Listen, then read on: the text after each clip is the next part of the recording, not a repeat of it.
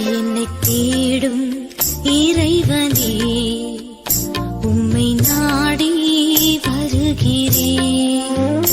என்னை தேடும் இறைவனே, உம்மை நாடி வருகிறேன். இன்றைய தியானத்தின் தலைப்பு ராயனும் தேவனும். வாசிக்க வேண்டிய திருமறை பகுதி மத்தேயு 22 அதிகாரம் வசனங்கள் 15 முதல் 22 வரை. ராயனும் தேவனும். ராயனுடையதை ராயனுக்கும் தேவனுடையதை தேவனுக்கும் செலுத்துங்கள். மத்தேயு 22:21.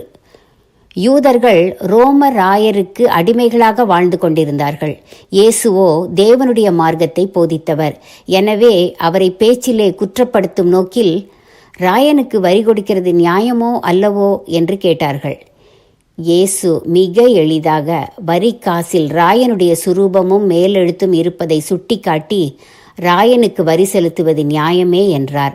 தேவனுக்கு செய்ய வேண்டியதை தேவனுக்கும் செய்ய வேண்டும் என்று கூறினார். நம் வாழ்விலும் தேவன், தேசம், சபை, இல்லம், அலுவலகம், சமுதாயம் என்று பல்வேறு கூறுகள் உள்ளன. அதற்கு செய்ய வேண்டிய கடமைகளை உரிய வேளையில் உரிய வகையில் செய்ய வேண்டும். இதற்கு தெளிந்த புத்தி இருந்தால் மட்டும் போதும். மனைவியை நேசிக்கின்ற ஒருவன் தாயை வெறுக்க வேண்டும் என்பது இல்லை. ஒவ்வொருவருக்கும் செய்ய வேண்டிய கடமைகள், ஒதுக்க வேண்டிய நேரம், இவற்றில் கவனமாயிருக்க வேண்டும். அவ்வளவுதான். தேவனுக்கு ஊழியம் செய்யும் ஒருவர் தன் குடும்பத்தை புறக்கணிக்க வேண்டியதில்லை. இரண்டையும் இணக்கமாய் கவனிக்க கற்றுக்கொள்ள வேண்டும். கிறிஸ்தவன் சமுதாயத்தை நேசிப்பதும் சமுதாய தொண்டு புரிவதும் கூடாது என்றில்லாமல், சமுதாயத்திற்கு செய்ய வேண்டியதை செய்ய வேண்டும். தேவனுடைய ஊழியத்திலும் உதவ வேண்டும். இவ்வாறுதான் நண்பர்கள், உறவினர்கள், குழந்தைகள், ஏழைகள் என்று பற்பல வகையினருக்கும் செய்ய வேண்டிய பற்பல கடமைகள் உண்டு. ஒவ்வொன்றையும் அதனதன் காலத்தில் நேர்த்தியாய் செய்யும் கலையை ஆண்டவரிடம் கேட்டு கற்றுக்கொள்ள வேண்டும். காலத்தையும் பணத்தையும் ஒவ்வொன்றிற்கும் உகந்தவாறு பகுத்து பயன்படுத்துதல் வேண்டும். தேவனுக்கு செய்யும் சேவை தேசத்திற்கு செய்வதை தடுக்க வேண்டாம்.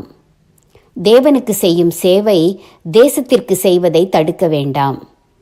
தீர்மானம்: இறைவன், சபை, நாடு, குடும்பம் ஒவ்வொன்றிற்கும் என்னென்ன செய்ய வேண்டும் என்பதை தெளிந்த புத்தியுடன் தீர்மானிப்பேன்.